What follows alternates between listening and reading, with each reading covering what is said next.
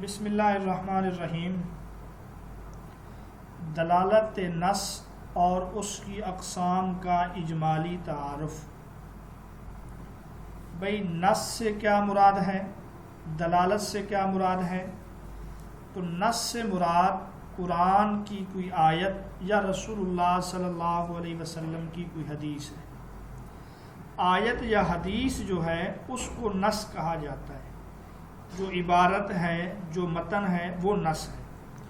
اور اس کی دلالت سے مراد وہ طریقہ یا کیفیت جس سے اس کا مطلب سمجھا جاتا ہے، وہ طریقہ یا وہ کیفیت جس سے اس کا مطلب سمجھا جاتا ہے، اس چیز کو دلالت کہتے ہیں۔ ایک منٹ سے جی آواز نہیں آ رہی شاید۔ تو یہ جو قسمیں ہیں دلالات کی، یہ 4 ہیں، اور ان کا عنوان یوں بھی ہوتا ہے کہ لفظ کا اپنے معنی پر دلالت کا طریقہ۔ تو نص سے مراد لفظ بھی ہے، قرآن کی آیت بھی ہے، حدیث بھی ہے۔ تو ان میں سے پہلے نمبر پر ہے دلالت عبارت۔ نص کو عبارت بھی کہتے ہیں، تو یہاں پہ دلالت عبارت ہے، اس کو دلالت النص بھی کہتے ہیں۔ اور اسی طرح ایک دلالت اشارہ ہے جس کو اشارت النص کہتے ہیں۔ اسی طرح ایک جو ہے عبارت النص ہے، اور اسی طرح ایک آخری جو چیز ہے وہ ہے اقتضاء النص۔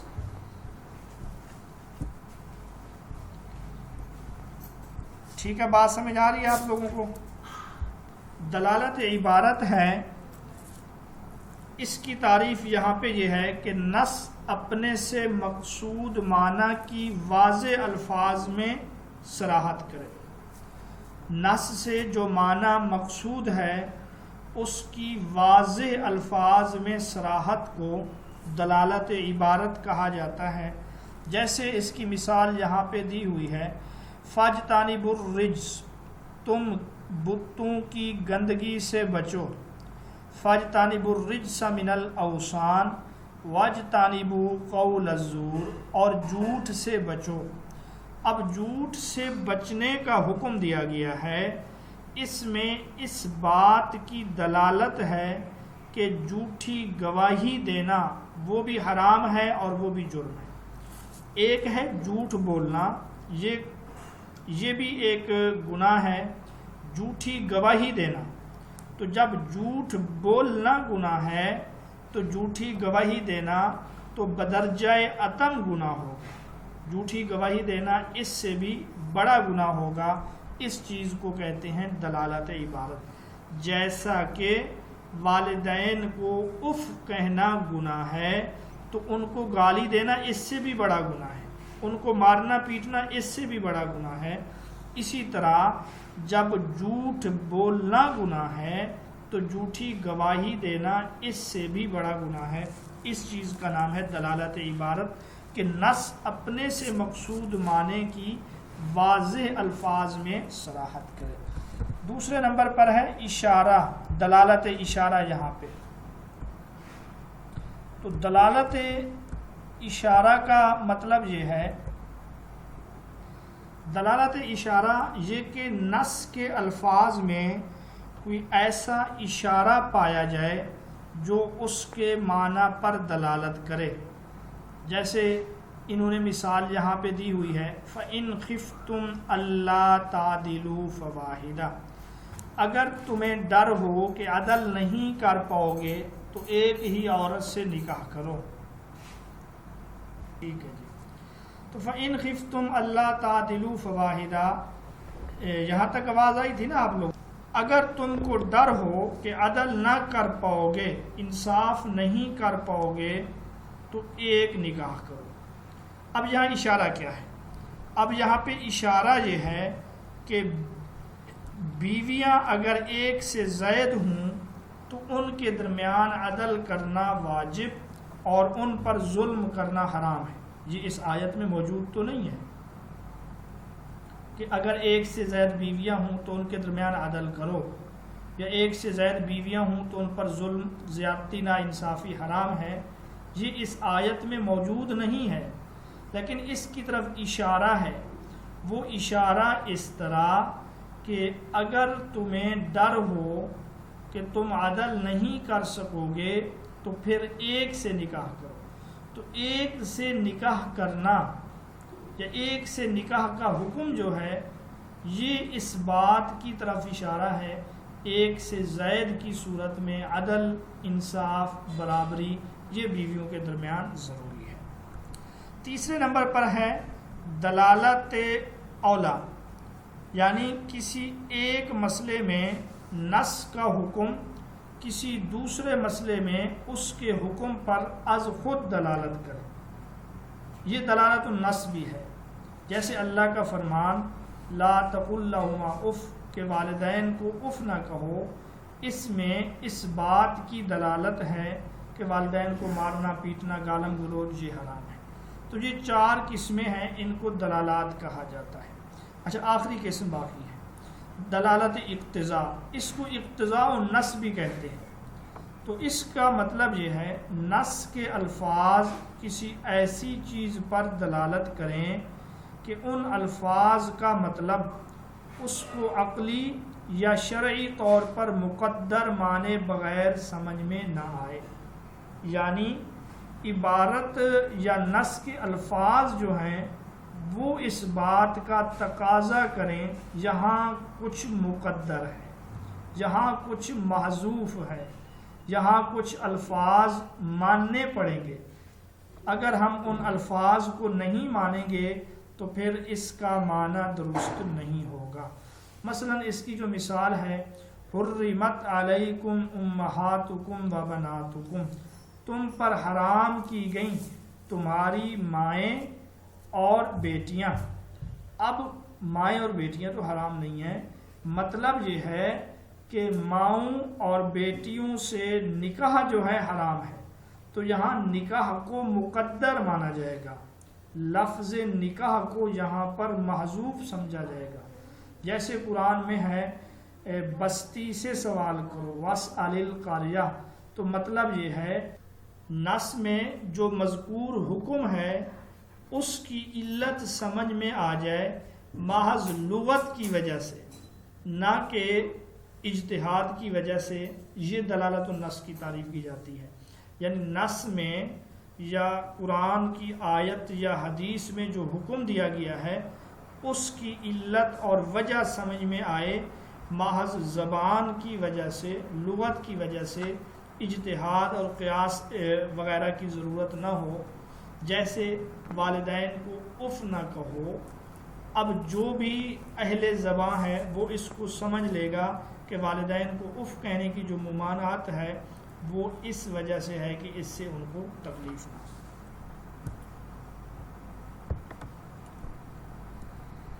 اچھا، آگے ہے اگلا سوال کہ واضح ہونے کے لحاظ سے الفاظ کی قسمیں کون سی ہیں. تو یہ متقابلات نصوص ہیں، یہ ہم پہلے بھی پڑھ رہے ہیں.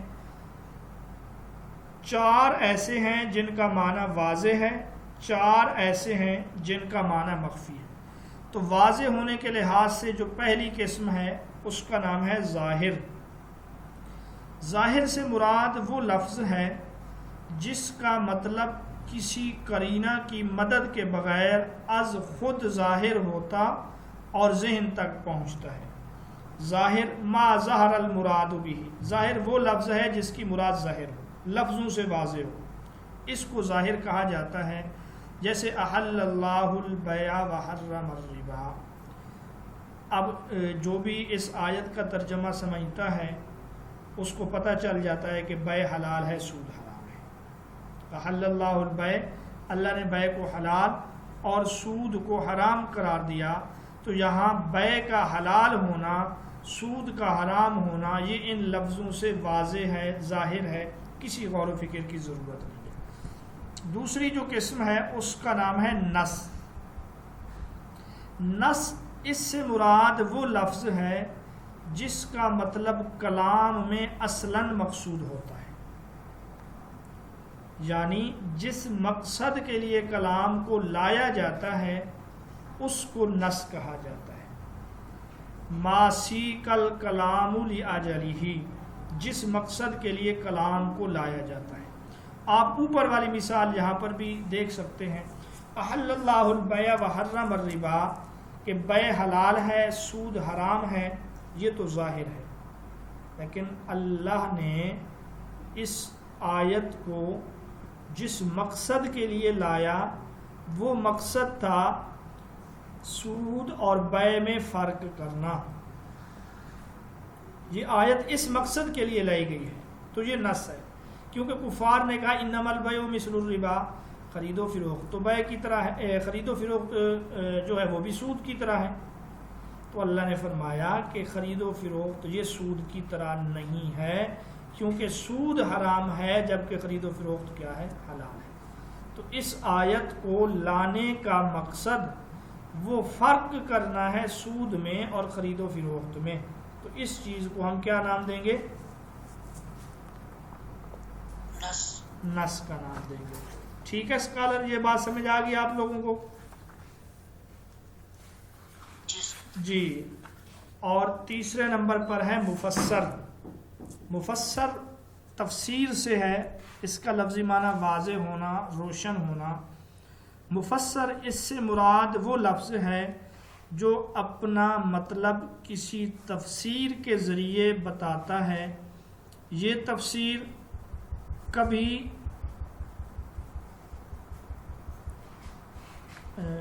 اس کے ساتھ ہوتی ہے، کبھی اس کے باہر، یعنی کبھی اس کے ساتھ متصل یا کبھی اس سے باہر، جیسے اللہ کا ارشاد فَجْلِدُوهُمْ، ان کو کوڑے لگاؤ،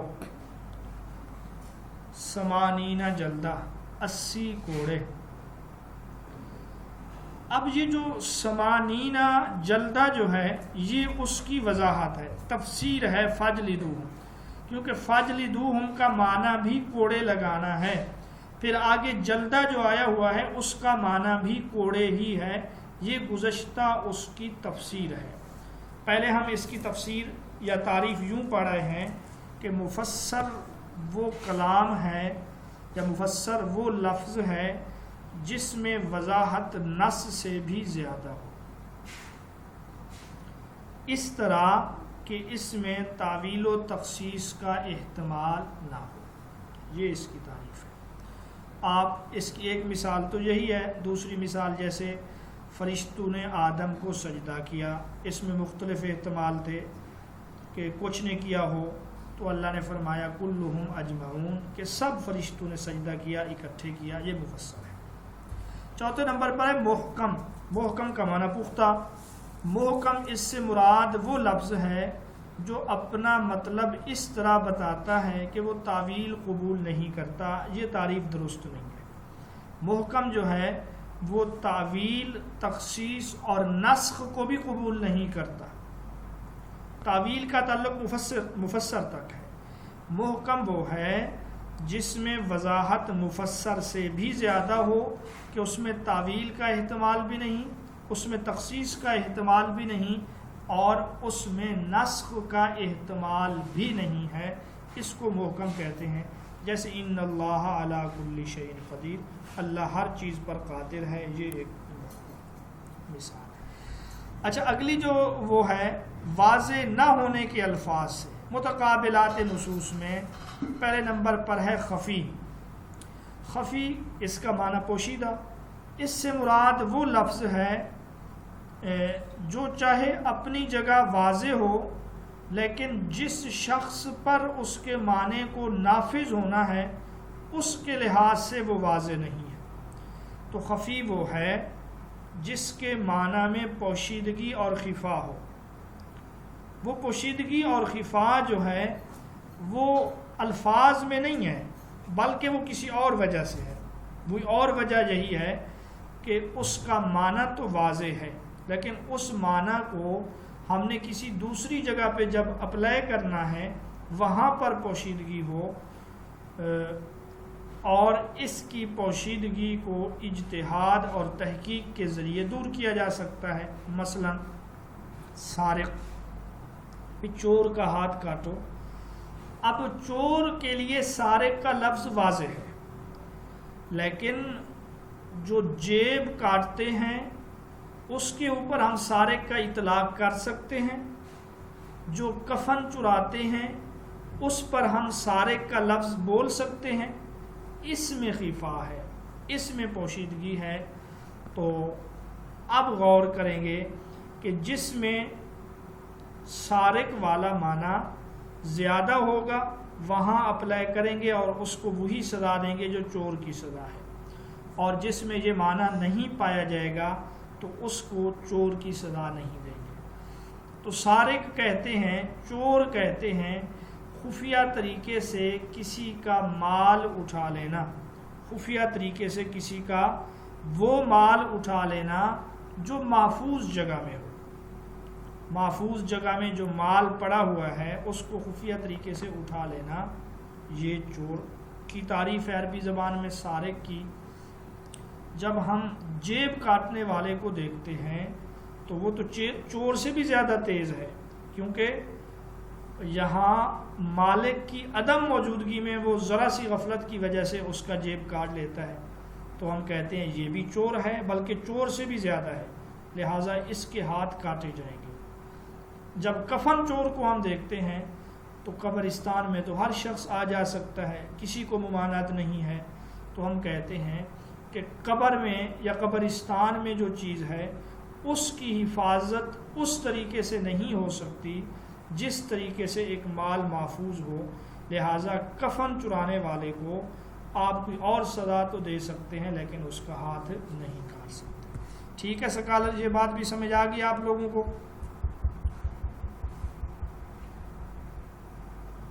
سر جیب کاٹنے والا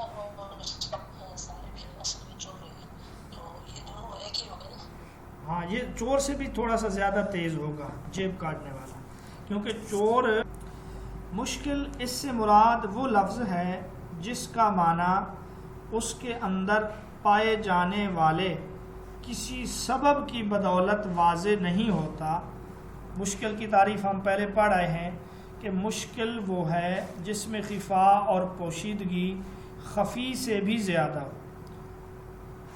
تو گویا کہ جہاں لفظ کے اندر ہی خفا اور پوشیدگی ہے، جیسا کہ ایک مشترک لفظ ہو، ایک ایسا لفظ جس کے ایک سے زائد معانی ہوں، اس کو مشکل کہا جائے گا۔ اب یہاں مجتہد جو ہے وہ غور و فکر کرے گا، اور غور و فکر کے بعد اس مشترک کے جتنے معانی ہیں ان کو تلاش کرے گا اور پھر ان میں سے ایک معنی کو متعین کرے گا۔ جیسا کہ کوئی آدمی اپنے ہم شکل لوگوں میں مل جائے، گھل مل جائے، تو سب سے پہلے ہم کیا کریں گے؟ اس کے جتنے ہم شکل لوگ ہیں ان کو ایک جگہ پہ کریں گے، پھر ان میں سے ہم غور کریں گے ہمارا مطلوب کون سا ہے۔ اسی طرح یہاں پر ہے کہ مشترک کے ہم غور کریں گے اس لفظ کے معنی کتنی ہیں، پھر یہاں پہ کون سا معنی مراد ہے۔ تو مشکل اس سے مراد وہ لفظ ہے جس کا معنی اس کے اندر پائے جانے والے کسی سبب کی بدولت واضح نہیں ہوتا۔ اس کی مثال انہوں نے دی ہے والمطلقات یتربصن بانفسہن ثلاثۃ قروء۔ تو یہ قروء لفظ مشترک ہے اور یہ مشکل بھی ہے، کیونکہ قروء لغت میں حیض اور طہر دونوں معنوں کے لیے استعمال ہوا ہے۔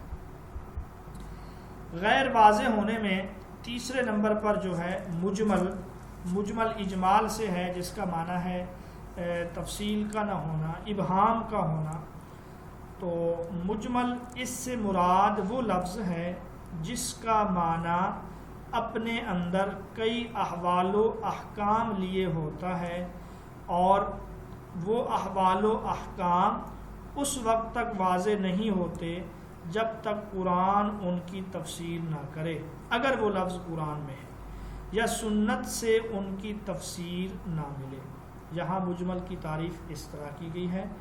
مجمل کی آسان تعریف یوں بھی ہے کہ مجمل وہ لفظ ہے جس میں پوشیدگی مشکل سے بھی زیادہ ہو، بئی طور کہ غور و فکر سے کام نہ چلتا ہو، بلکہ اس کی وضاحت متکلم کے بیان کے بغیر ممکن نہ ہو۔ مجمل میں اس کی وضاحت متکلم کے بیان کے بغیر ممکن نہ ہو۔ تو یہاں پر بھی یہی لکھا ہے کہ اگر وہ آیت قرآن میں ہے تو قرآن جب اس کی تفسیر نہ کرے، اللہ اور اس کے رسول جب اس کی وضاحت نہ کریں تو کسی کے لیے سمجھنا ممکن نہ ہو، اس کو مجمل کہا جاتا ہے۔ مثلا حرمت علیکم المیتہ والدم، تم پر مردار حرام ہے اور خون حرام ہے۔ اب خون جو ہے ہر خون کو کہا جاتا ہے، یہاں پر مراد کون سا خون ہے جو حرام ہے؟ اگر اللہ کے رسول صلی اللہ علیہ وسلم یا قرآن ہمیں نہ بتلاتا تو ہمیں اس کا درست معنی معلوم نہ ہوتا۔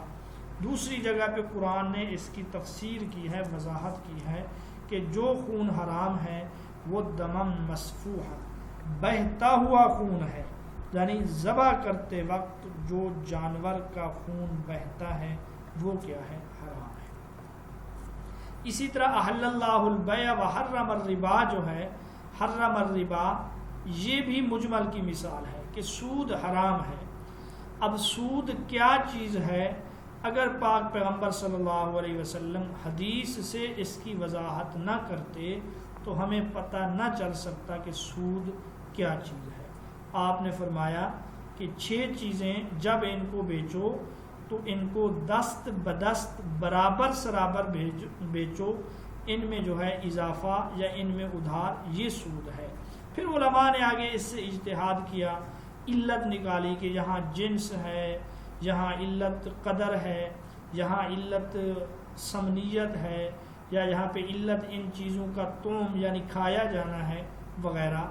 اگر آپ صلی اللہ علیہ وسلم وضاحت نہ کرتے تو ہمیں اس کی وضاحت کا پتہ نہ چلتا، اس کو مجمل کہتے ہیں۔ چوتھے نمبر پر ہے متشابہ۔ اس سے مراد وہ لفظ ہے جس کا معنی از خود ظاہر نہیں ہوتا، یا اگر ظاہر ہوتا ہے تو اس کی حقیقت کا پتہ نہیں چلتا، کیونکہ قرآن و سنت میں اس کی وضاحت نہیں کی گئی۔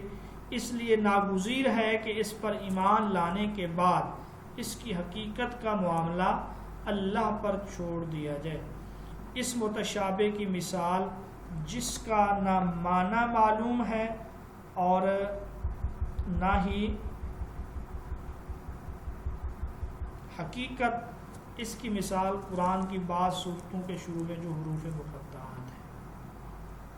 تو متشابہ میں جو پوشیدگی اور خفا ہے وہ مجمل سے بھی زیادہ ہے، کیونکہ مجمل میں متکلم کی طرف سے وضاحت کی امید ہوتی ہے، متشابہ میں متکلم کی طرف سے وضاحت کی کوئی امید نہیں ہوتی، جس کی وجہ سے اس پر ایمان رکھنا ضروری ہے۔ باقی اس کی حقیقت کو ہم اللہ کے سپرد کر دیں گے کہ اس کا حقیقی اور اصلی معنی کیا ہے، وہ اللہ اور اس کے رسول ہی بہتر جانتے ہیں۔ اس کی مثال جیسے حروف مقطعات ہیں، یا پھر جیسے اللہ رب العزت کی صفات ہیں کہ وہ خالق ہے، مالک ہے، اور اسی طرح وہ عرش پر جلوہ افروز ہوا۔ اس عرش پر جلوہ افروز ہونے کی کیفیت کیا ہے، طریقہ کیا ہے، اس کے بارے میں ہم نہیں جانتے، اس کو ہم اللہ کے سپرد کریں گے، ٹھیک ہے۔ اس کو متشابہ کہا جائے۔ یہاں تک بات سمجھ آ گئی آپ لوگوں کو؟ جی، اگلا جو ہمارا سوال ہے وہ استحسان کے بارے میں ہے کہ استحسان کسے کہتے ہیں۔ یہاں سے اب فقہ کے جو ثانوی ماخذ ہیں ان کا تذکرہ ہے۔ اصول فقہ کے جو ماخذ ہیں کچھ بنیادی ہیں اور کچھ ثانوی ہیں۔ جو بنیادی ماخذ ہیں وہ قرآن، سنت، اجماع اور قیاس ہیں۔ ان میں اکثر جو جمہور ہیں وہ ان کو مانتے ہیں، اگرچہ کچھ نہ کچھ قیاس وغیرہ کے حوالے سے اختلاف بھی ہے۔ جو ثانوی ماخذ ہیں ان میں استحسان ہے، ان میں مصالح مرسلہ ہیں، سد ذرائع ہے، عرف ہے وغیرہ۔ تو سب سے پہلے جو ہے ہم استحسان کو پڑھیں گے۔ استحسان کسے کہتے ہیں؟ یہاں آپ کے سامنے لکھا ہے کہ استحسان یہ لغت میں کسی چیز کو اچھا سمجھنے کو کہا جاتا ہے۔ استحسان حسن سے نکلا ہے اور یہ اس وقت باب استفعال کا مصدر ہے۔ کسی شے کو اچھا اور مستحسن سمجھنا یہ استحسان ہے، اور اس کا اطلاق اس چیز پر بھی ہوتا ہے جس کو انسان پسند کرے اور اس کی طرف وہ میل ہو۔ استحسان کی اصطلاحی تعریف یہاں پر یہ ہے، مجتہد کا کسی مسئلہ میں اس طرح حکم لگانے سے ہٹ جانا جس طرح اس نے اس جیسے کسی دوسرے مسئلے میں لگایا ہے۔ جس اس کے ملتے جلتے مسئلے پر جو حکم لگایا ہے اس سے ہٹ کر دوسرا حکم لگانا یہ استحسان ہے۔ ایسا کیوں کرتا ہے؟ اس لیے کہ اس کے پاس کوئی قوی دلیل ہو، کوئی مضبوط دلیل ہو۔ یوں بھی اس کی تعریف ہے، ظاہری علت سے مخفی علت کی طرف عدول کرنا، یعنی ظاہری کو چھوڑ کر مخفی علت کی طرف جانا استحسان کہلاتا ہے۔ بھائی اس کی تعریف جو کی ہے امام بزدوی رحمۃ اللہ علیہ نے، وہ اس طرح ہے کہ جس چیز کا قیاس تقاضا کرے، جس چیز کا قیاس تقاضا کرے اس سے عدول کر کے، عدول کا معنی اعراض، جس چیز کا قیاس تقاضا کرے اس سے عدول کر کے اس پر عمل کرنا جو اس سے زیادہ قوی تر قیاس ہو، جو اس سے زیادہ قوی تر قیاس ہو، اس کو کیا کہیں گے؟ استحسان کہیں گے۔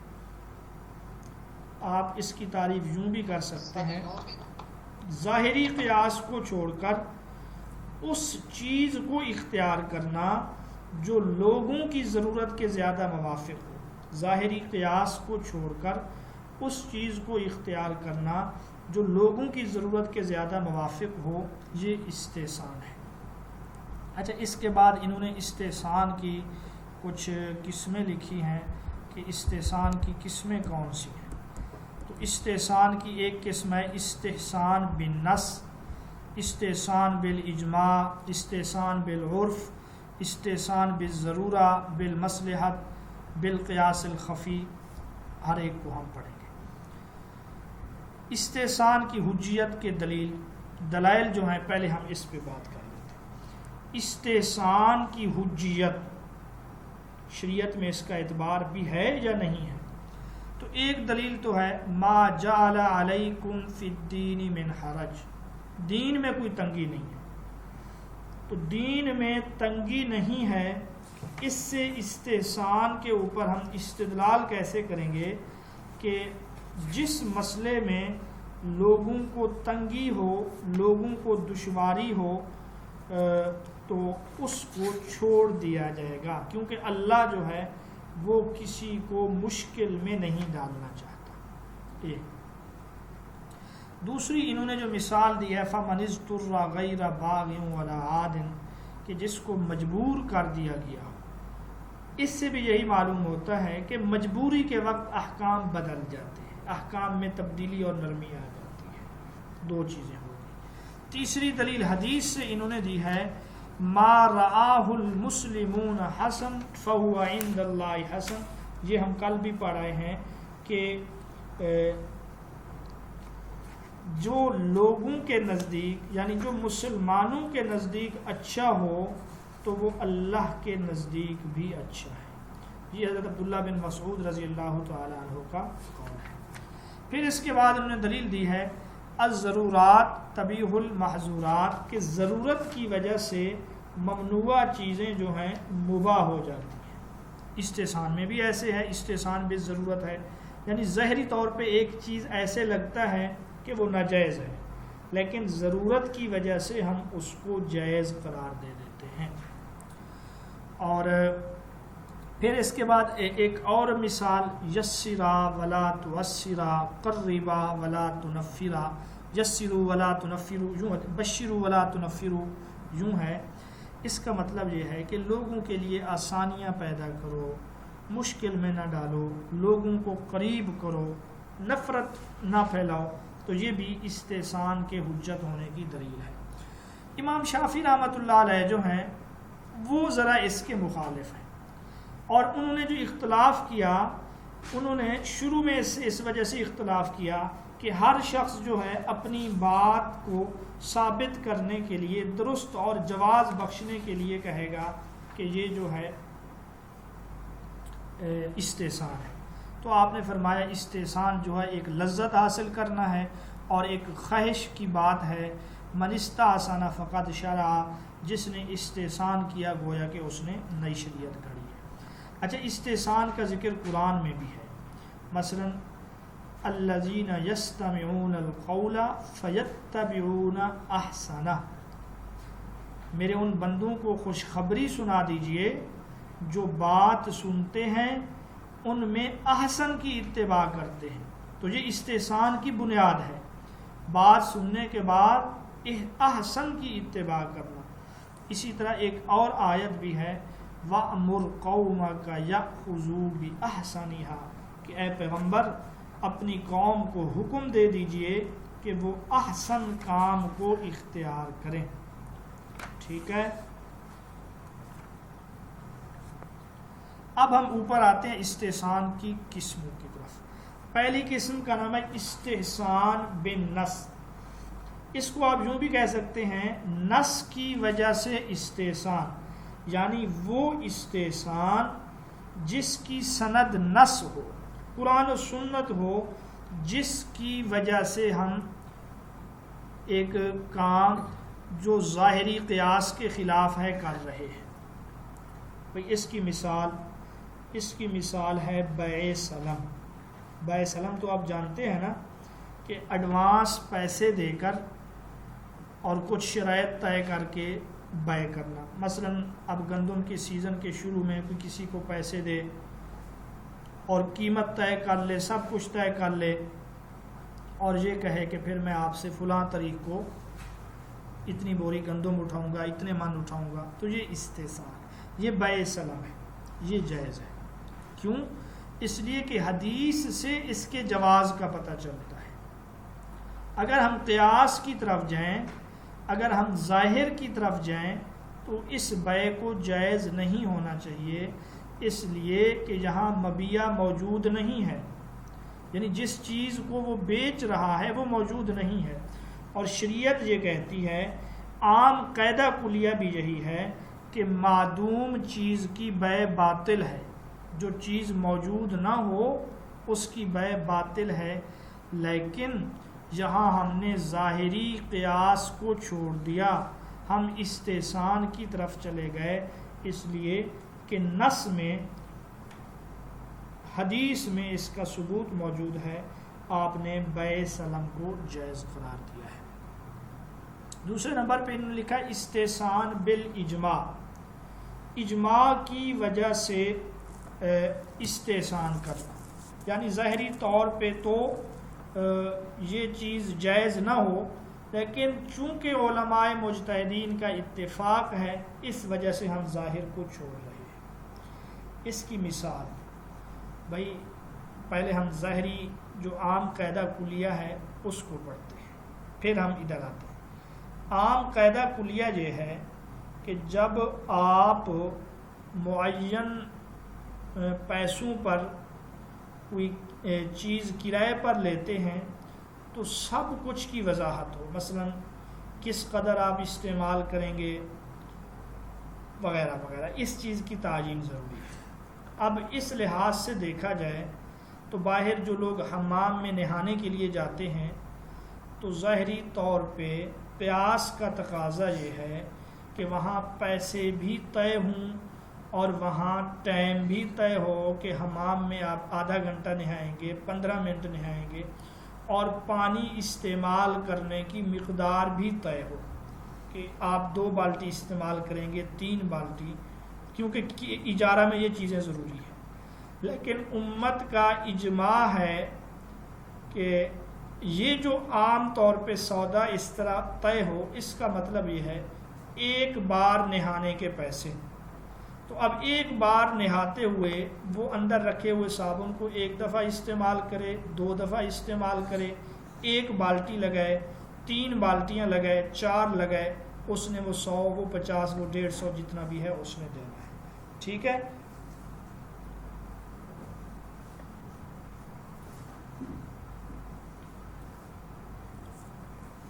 یہ مثال سمجھ گئے ہیں آپ لوگ؟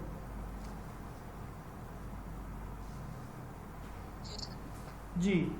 اچھا, اسی طرح تیسرے نمبر پر جو ہے وہ یہاں پہ لکھا ہے استحسان بالعرف, یعنی عرف عام کی وجہ سے استحسان پر عمل کرنا, قیاس کو چھوڑ دینا.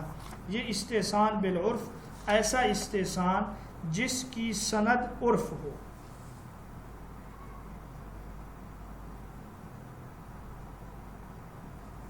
اس کی مثال کسی کے ذہن میں ہے؟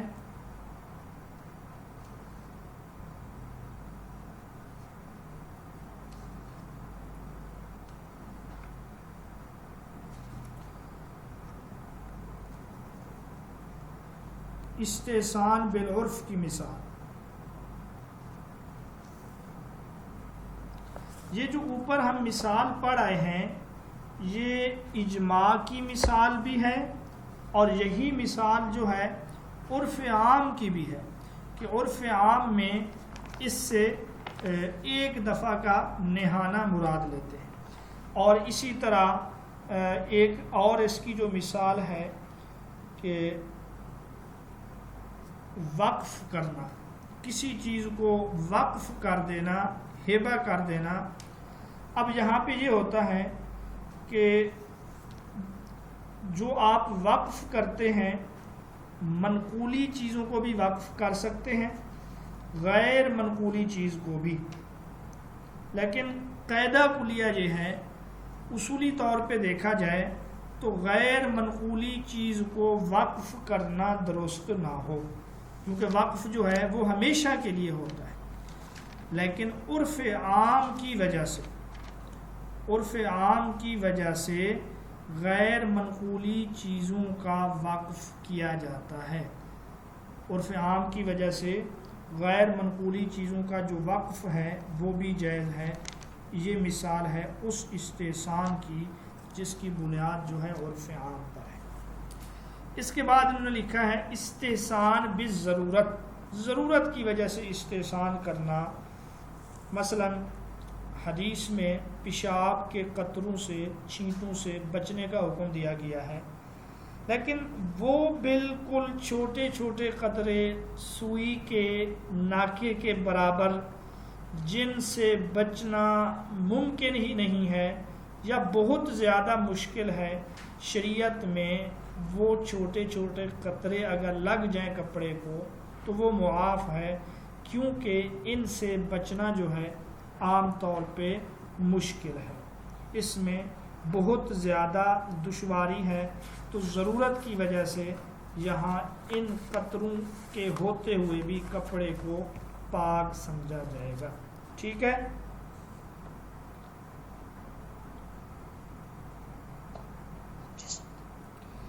اور اس کے بعد انہوں نے لکھا استحسان بالمصلحت, مصلحت کی وجہ سے استحسان. تو اس کی مثال یہ ہے جو شخص آپ سے اجرت پر کوئی مال لے جائے, کرائے پر کوئی چیز لے جائے تو وہ اس کا ضامن بھی ہے,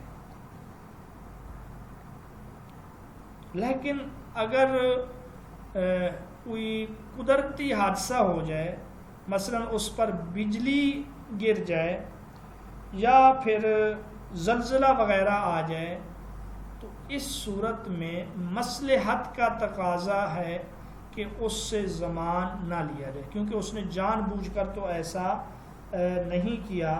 تو یہاں چونکہ جو ہلاکت یا جو خرابی ہے وہ قدرتی آفت کی وجہ سے ہے, اس کا اپنا اس میں کوئی عمل دخل نہیں, تو ہم ظاہری قیاس کو چھوڑ کر یہ کہیں گے کہ یہ شخص اگرچہ ضامن ہے اسی طرح امانت دار بھی ہے، کیونکہ یہ امین بھی تھا اور اس کی حفاظت اس کے ذمہ تھی، جان بوجھ کر اس نے کچھ نہیں کیا، لہٰذا اس پر کوئی ضمان یا کوئی چٹی وغیرہ نہیں ہے۔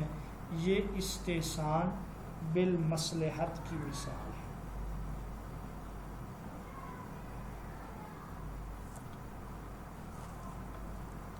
ٹھیک ہے، اور اس کے بعد آخری نمبر پر جو ہے استحسان کرنا قیاس خفی کی وجہ سے، یعنی قیاس خفی، ظاہری قیاس کو چھوڑنا۔ اب آپ اس کی مثال سمجھیں۔ اس کی مثال جیسے برتن جب ناپاک ہو جائے تو قیاس کا تقاضا یہ ہے کہ اس کے پاک کرنے کی کوئی صورت نہیں ہونی چاہیے، کیونکہ پاک کرنے کے لیے تو اس کو نچوڑنا ضروری ہے، برتن کو آپ نچوڑ نہیں سکتے۔ تو یہاں ہم اس کو چھوڑ دیں گے اور استحسان پر عمل کرتے ہوئے یہ حکم لگائیں گے، اگر اس برتن کو دھو لیا جائے تو وہ برتن